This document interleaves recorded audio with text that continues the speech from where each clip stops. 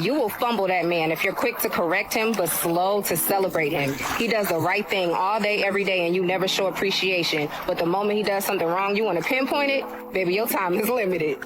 When will you realize that a woman will rearrange her schedule if she really wants to be with you? If she says no, then you go to the gym or you start looking for another woman, especially if you're looking for a wife or a long-term relationship.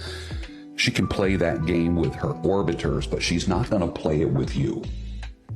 My boss said the best way to get promoted is to show him my dedication outside the office. I asked my boss what I need to do to get promoted this year. He said I have all the skills, but promotions aren't just about work. I asked, what else is there? He said dedication, and the best way to show dedication is outside the office. I asked, like volunteering or something? He laughed and said no, like showing him I'm willing to go above and beyond for him personally.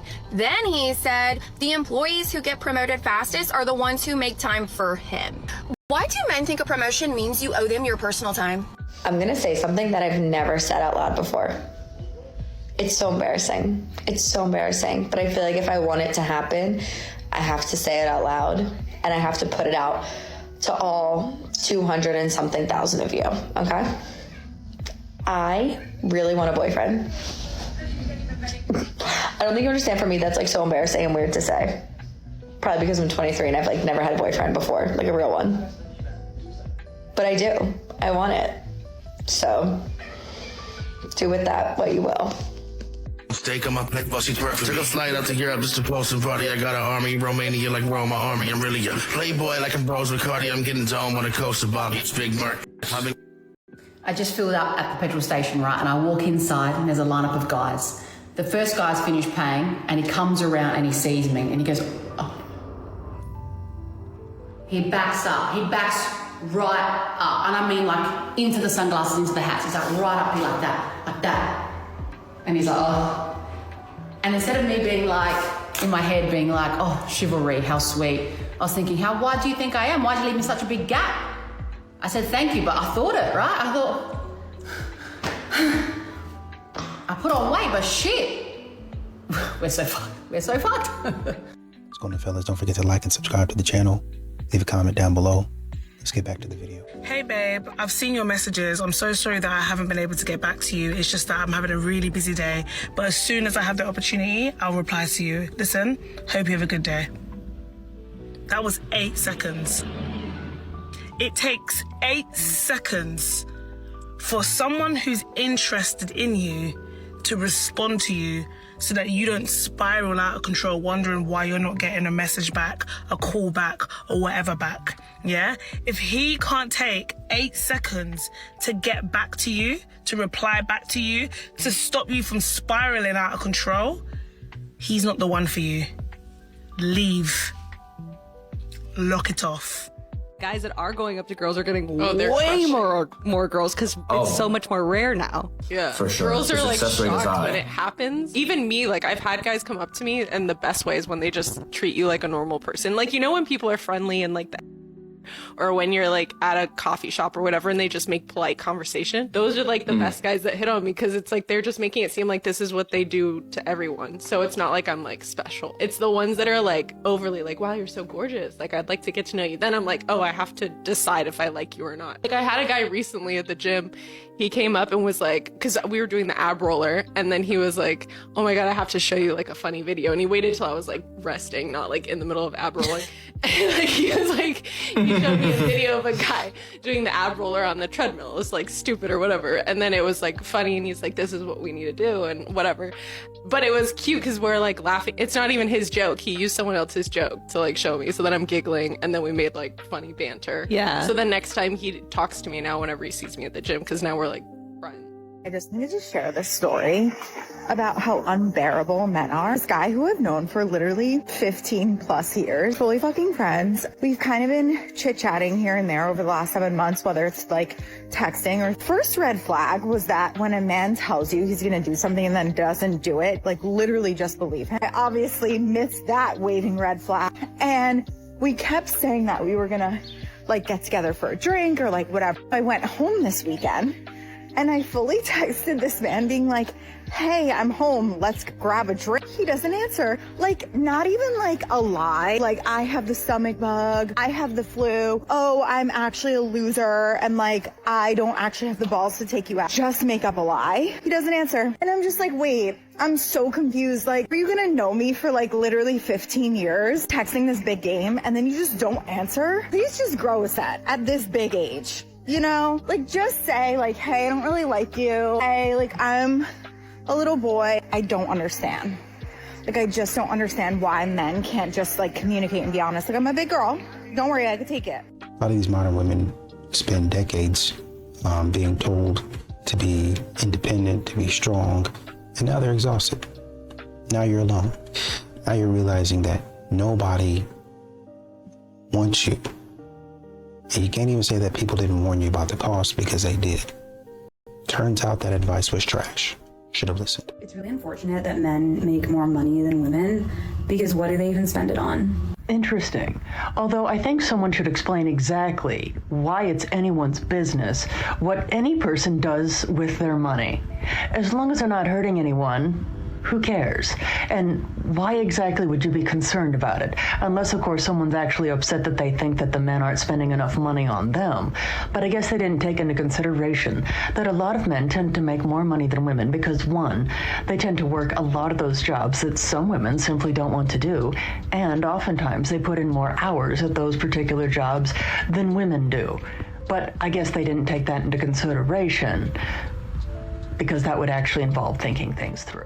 So I actually do understand why men seek out red pill content specifically when they're lonely and trying to pursue women and they're struggling with that. Because, and I'm serious, red pill is full of autistic men who break things down ultra specifically. Like in a way that neurotypical men and women simply do not, because this is not their special interest and they're not as hyper-focused on it. There's actually not a ton of women out there giving super actionable, practical advice to men on how to pursue women. They do give advice like, okay, be romantic, give her flowers, respect her boundaries, no means no. That is actionable and practical, but that does not teach someone how to catch a woman. Unfortunately, there's a lot of women out there saying, just be yourself and the right woman will come along. Well, first of all, that's not always true. Second of all, a lot of people shouldn't be themselves. A lot of people are unsettling or stinky or rude in ways that they do not even realize because it has not been spelled out for them. Now, am I saying red pill content is good? No! What gets the audience in the door will lead to misogyny and blatant disrespect of women, can lead to real harm of women. And I do not support that or understand that. But I will say I understand what gets men in the door. From what I've seen in all my days, women are not making the kind of super practical and specific content that certain men need in order to better themselves. What's your body count number? And does it really matter in relationships? We're talking about the amount of people partners have had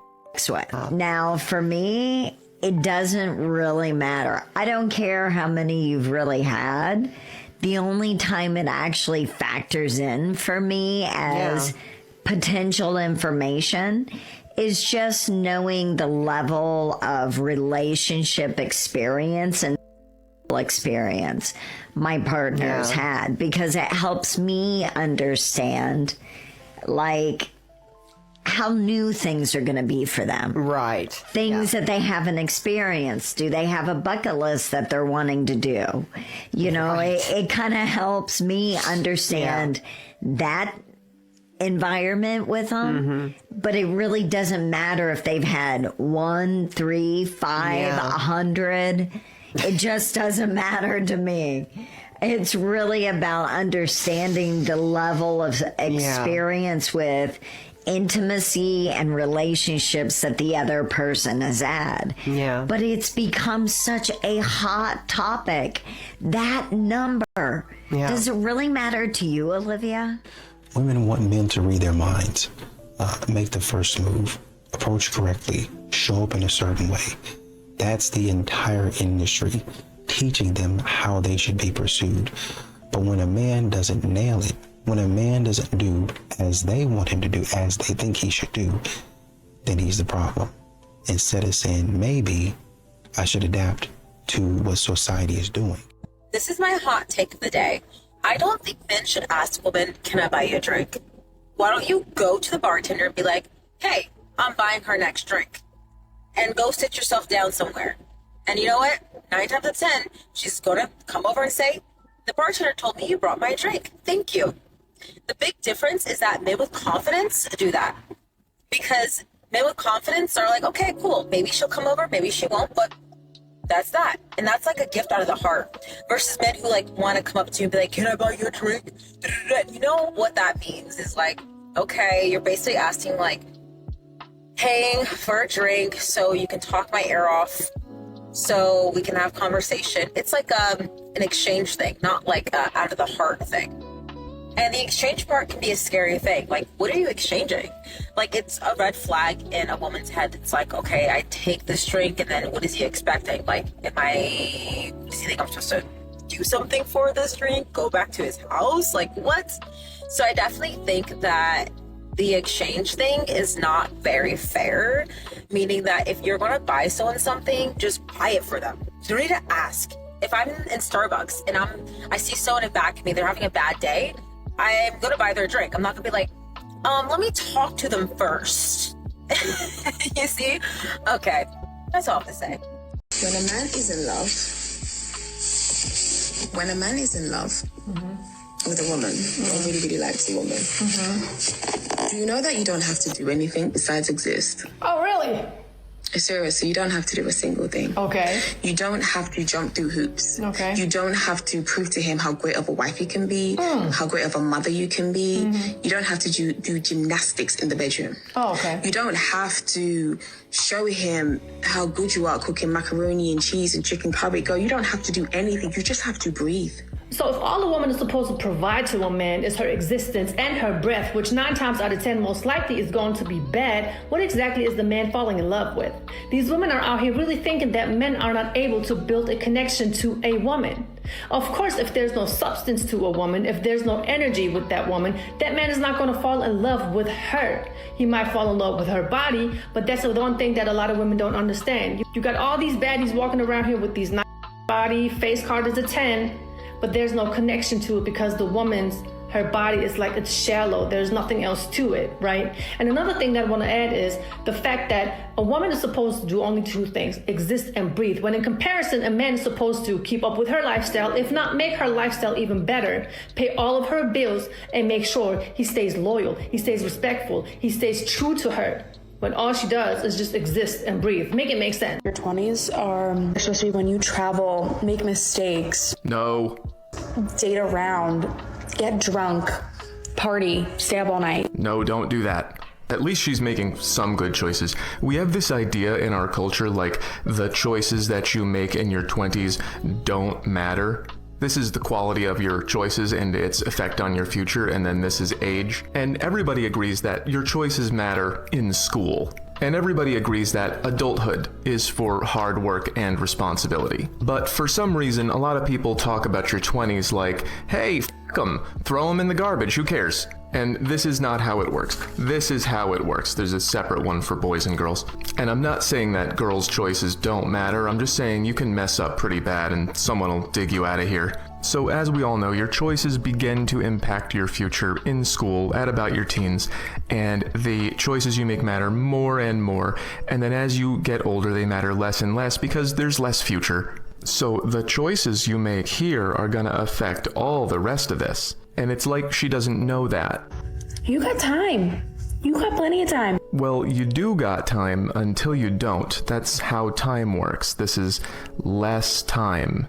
Here's my least favorite thing she says. Enjoy your fucking life. The right person will come when they come. Not the enjoy your life part, that's fine. I mean the right person part. They'll come when they come, until they don't. Don't let anyone tell you your 20s don't matter, they do.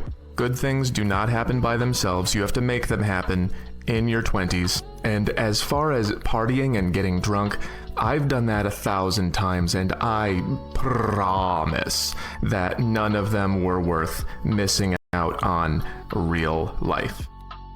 You know, with a lot of these modern women making their demands, the second a man says, you shouldn't expect me to have to pay for every single thing, then it's controversial.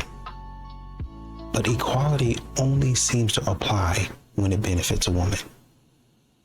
Real 50-50 would mean that you would pay at some point in time. You would pursue. You would take the risk. But that's not what modern women actually want now, is it? You're dealing with a grown man in his 30s and up. Understand this early. Women tend to fall in love with potential, but men respond to experience. That is who you are and what you bring right now. At that stage, that difference matters more than so many women think, because he's not looking at who you could become. He's asking himself one question. What does it actually look like to deal with her tomorrow? All the time, not occasionally, not when things are good, but when she's tired, when she's upset, when things don't go her way. These men care about the now, how you speak to him, how you handle pressure, how you respond when you don't get your way, how your presence affects his peace. A grown man is not trying to imagine a future version of you. He's evaluating the reality of you. We think, if he sees my heart, if he understands my intentions. No, sis. He's not measuring intention. He's measuring impact, what your presence adds or what it subtracts now. These grown men don't have the time or the patience to build you into the version of the woman they need. He's not trying to teach respect or coach emotional control or repeat himself 1,000 times until it clicks. He is looking for somebody who already understands how to show up. If you want to date casually, you got to make sure that you ask these men questions about what casual looks like for them. Because people be having different views on what casual means, you know? Like the other day, I was on a date with this guy, and we had like 2 weeks, and we're cool. We like each other. And so we started talking about like what casual means or whatever. And I said to him, okay, so if I didn't for like 3 days, you'd be cool with that? He's like, yeah, that's fine, whatever. And then I said, okay, now what if you had like a problem or like you wanted to talk about something emotional or something more serious?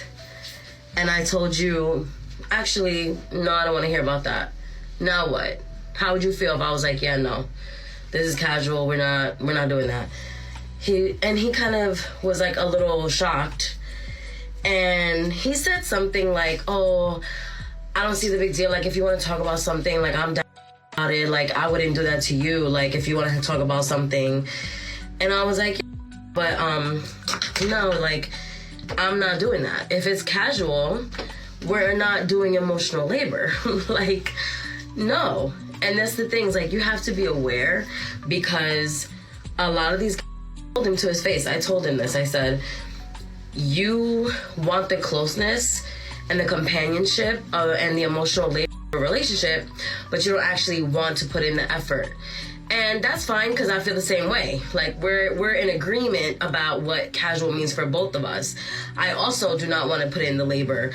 Relationships are too much work. We're both focused on our careers. We just want to have fun, blah, blah, blah, that, whatever. But my point is, if you're dating, don't assume what casual means. Like ask somebody, because once you get into the emotional aspect of the connection or the relationship, whatever situationship, that's when the lines start to get blurred. This person is supposed to be casual, fun, a band-aid on your bad day, not surgery. You know what I mean? It's supposed to just be something quick, something light. Oh, he just texted me. What's funny is that with all these modern women talking, men still do 99% of the dangerous, body-destroying work in this country. But somehow, some way, that gets erased from the conversation. Economic inequality. In that argument, men's contribution to society always gets forgotten. It's just, woe is me. I'm doing terrible. And modern women conveniently continue to forget who is actually building the infrastructure of this country. So I'm just going to touch on the meet and greet because it's not that deep. But I met a guy out after I had been out with my girlfriends that night. So I'm thinking like, we'll have like a drink or just grab an appetizer or something. Anyway, it was a parking lot that had a lot of restaurants around. It was freezing that night. I got out of my car, we were chatting, and I'm thinking we're gonna walk somewhere else, like maybe to one of the 20 million restaurants around us, but instead we just stood in the parking lot and chatting, and it was an awkward, weird conversation. And on top of that, it was freezing cold. And I had mentioned, like, it is so cold, and he was like, I know, right? So he goes to his car, he gets out a jacket. I'm thinking, oh, that's so sweet, he's gonna give me his jacket. No, he put that jacket on himself and was like, oh, that's better. I was like, are you serious right now? I didn't say anything, but yeah, at that point I was like, yeah, no, I'm not gonna be with a guy like this. So I cut it short. I was like, hey, I need to go home. It was nice meeting you. Take care, basically. Never checked on me, made sure that I got home okay, which was an hour drive for me. It was 20-minute drive for him. Never checked on me. The next morning, he sends me a message. Hey, thank you so much for coming out to meet me. It was great meeting you. I'll chat with you soon, or chat with you today, something like that. Boy, bye. I blocked, deleted. No, we're done. I don't need to see you. Nope, absolutely not. And the other guy that I just recently talked to, why is it that you guys start talking about sex right away? Like, you don't need to tell me what kind of sex, like, I can give you, like, all these in-depth conversations about a sex life. I haven't even met you yet, and the last time I checked, a man and a woman, I think we can figure that out. We don't need to be schooled prior to us even going on a date. So yeah, I keep deleting people and I haven't really connected with anyone. So tell me your thoughts on A, the sex talk, and B, what you think about how a guy should treat you even on a meet and greet. Crazy. I'm telling you, the men out here, crazy. So you have a lot of these women asking where the real men are. Just, and the way that they act, you have to ask why they're even asking that question. I mean, have you seen yourself? Have you seen that the way that you conduct yourself? A real man is going to see that. You're not going to pass the bar. You're not going to be able to pass the security check. You know, like you go to the game and you're going through the gate, and then they have those metal detectors and those little metal detecting wands and stuff like that. Y'all can't get past that. So you're not in the game. You don't even have a chance to meet these type of men because you can't even get in the arena. You can't even get in the stadium because they done already seen you on your way up. You walking up with your girls, they already know what type of woman you are. Imagine that. I'm telling you, modern women think that men are easy. They think that men are not paying attention, but men actually are. Men pay a lot of attention. I know y'all don't like to hear that. I know y'all don't think that, but they're paying attention, period. Why is it so hard dating in 2026? Somebody answer that for me. Quickly. So, hey besties, let's talk about why is it hard dating in 2026. Now, I'm gonna speak specifically for Gen Z. I can't speak for no other generation. But for Gen Z, I personally feel like it's a accountability thing on both ends, and I'm gonna tell you why. But I do think it's mostly the men's fault. Don't hate me. But you do have your guys who only come to a girl because they want to have they only stringing her along or being with her because they don't want to see nobody else with her, or they want to do everything under the sun that's a relationship thing but don't want the commitment or the responsibility. And I mean, it could be vice versa, but most females I know, we don't do casual. We like to be, we know what we want, and we want to be in a relationship. We want to be in love. Like, we don't do casual. I will also say, you dudes, y'all prefer the girl who shake her butt for social media, who don't have no ambition, not chasing no dreams or goals or any of that, versus the girl on this side who's working, taking care of herself, chasing her dreams, and has ambition and dedicating herself to something to better herself. Y'all don't like the good girl, and I don't know why. And I was just asking somebody, like, I work 2 jobs. I got my own car. I'm in school. I'm doing something with my life. But why is it that the good girl never wins? Why? But on the other hand, y'all go to the girl with no self-respect and y'all treat her so right. And then when she do you wrong, you go back to the good girl and you try to take that behavior or that hurt out on her for the bad decision that you made. But I feel like it also can go hand in hand with females taking out their hurt and anger on a good dude. Because I will say, it's coming up on a year since I've been out of my relationship. And sometimes I do still get iffy about it. And I'm like in therapy and stuff to like resolve my emotions or whatever and my anger from that.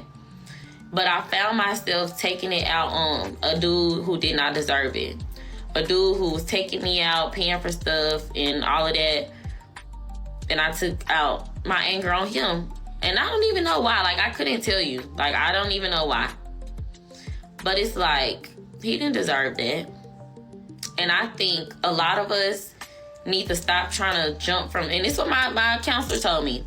A lot of us need to stop jumping from person to person, trying to get a distraction and take a step back to heal and unpack the necessary baggage we need to, instead of going to hurt somebody else who don't deserve it. And while I do think it's mostly the dude's fault, I know I can take accountability for the person that I hurt. Or, you know, like all of us need, because I'm sure all of us have treated somebody some way that we're not proud of. And we should all take accountability. Or we should all just, I don't really know. I don't have the answer all the way. But like, I just want to know, what do y'all think makes dating hard?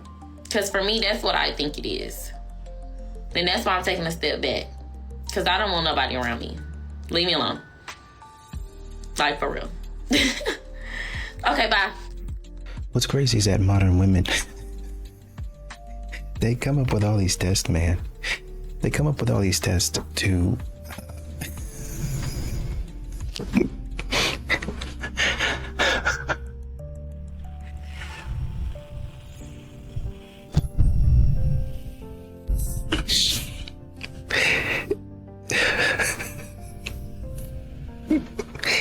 you know,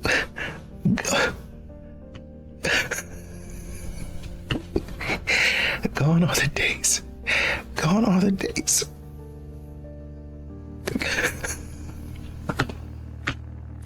Gone are the days to where we just had a regular conversation with people, man.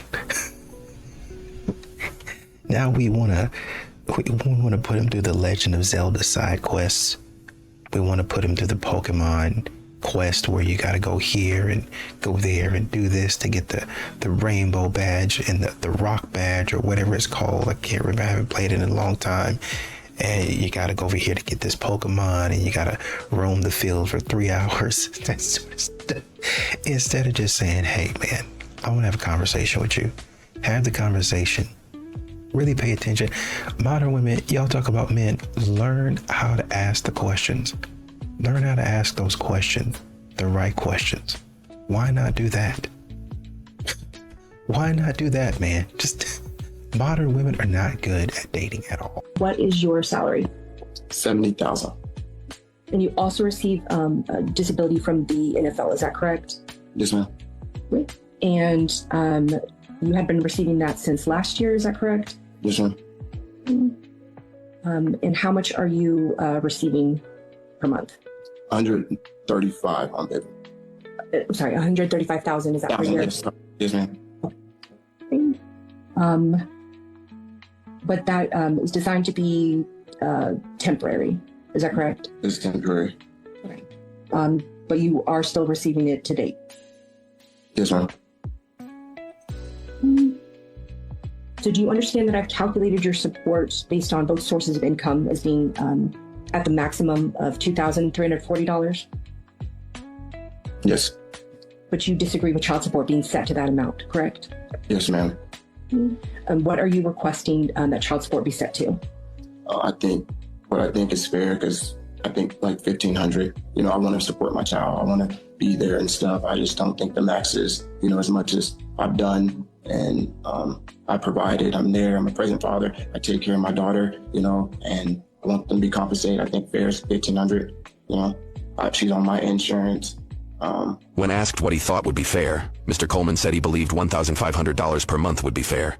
He said he wanted to support his child and be there for her, but he did not believe the maximum was fair under the circumstances. He said he had done a lot for his daughter, had provided for her, had been a present father, and did not want to be treated like a bank. In his view, $1,500 was a fair number. His own lawyer then questioned him further about the disability. Mr. Coleman explained that the disability was temporary because if he worked and made more than $30,000, it would be taken away. He said he chose to take the risk and go into coaching because he did not want to sit at home and waste away. He described dealing with many physical issues from football, including surgeries, injuries, and constant treatments, and said he spent a lot of money on his health care and on legal fees.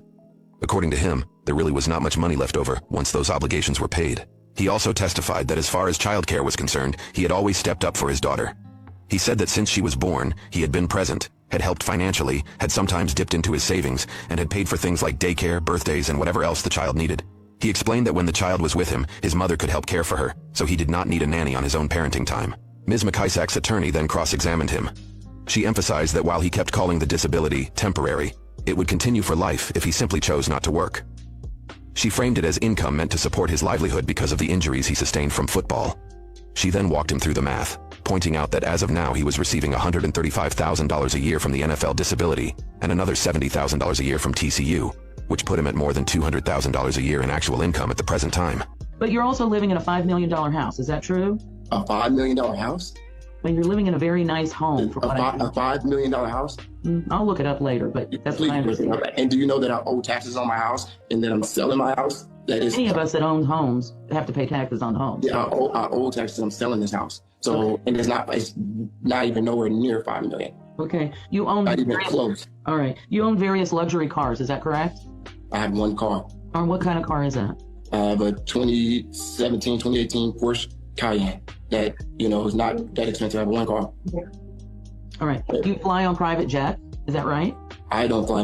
I have a friend who's made a lot of money that took me on a private jet. I didn't pay for no private jet. I think that y'all got this ideology of something completely different because you're seeing all. Okay, I'm going to object to his answer as non-responsive, Your Honor. Objection sustained. Mr. Coleman, just answer the questions that she asked you. Yes or no, sir? Yes, ma'am. Now, isn't it true? Oh, sorry, Your Honor. That's okay. Isn't it true that up until now you have been giving my client some cash every month, about $700 cash? Is that right? Yeah, $700. It ranges. And then it ranges to all over like the place. Okay. And then you've also covered daycare costs during the week. Is that also true? The daycare, yes, since my daughter been born, yes, ma'am. And that's $189 a week. No, we just moved her. It was like $250. She was at a different daycare. She's been at a couple. One day was paying $1,400. Then there was another one we were paying around $1,000. Then there was another one that was paying around $1,000. So we just moved her to the one. Well, he just moved her to the one near her in Forney, and I also been paying that up to date till now. Also. Okay. And you don't believe that Ms. McIsaacs deliberately moved your daughter to Kaufman County in order to make it harder on you to see her for visitation purposes, do you? I don't know. I think she did, because why would you? Okay. She emphasized that while he kept calling the disability temporary, it would continue for life if he simply chose not to work. She framed it as income meant to support his livelihood because of the injuries he sustained from football. She then walked him through the math, pointing out that as of now he was receiving $135,000 a year from the NFL disability and another $70,000 a year from TCU, which put him at more than $200,000 a year in actual income at the present time. She also questioned him about his lifestyle and assets, including his home, his car, and his ability to travel.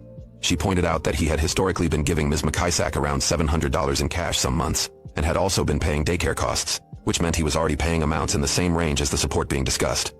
Her position was that the proposed support amount was not excessive in light of his income and the financial needs of the child. Mr. Coleman's counsel then gave a brief closing argument. He stressed that the NFL disability was never intended to serve as a supplement to additional earned income. In his view, it was meant to replace income only if Mr. Coleman could not work. Since Mr. Coleman was now working and had accepted that his disability would likely be lost, counsel argued that it was unfair to treat that money as if it were permanent ongoing income for future support purposes.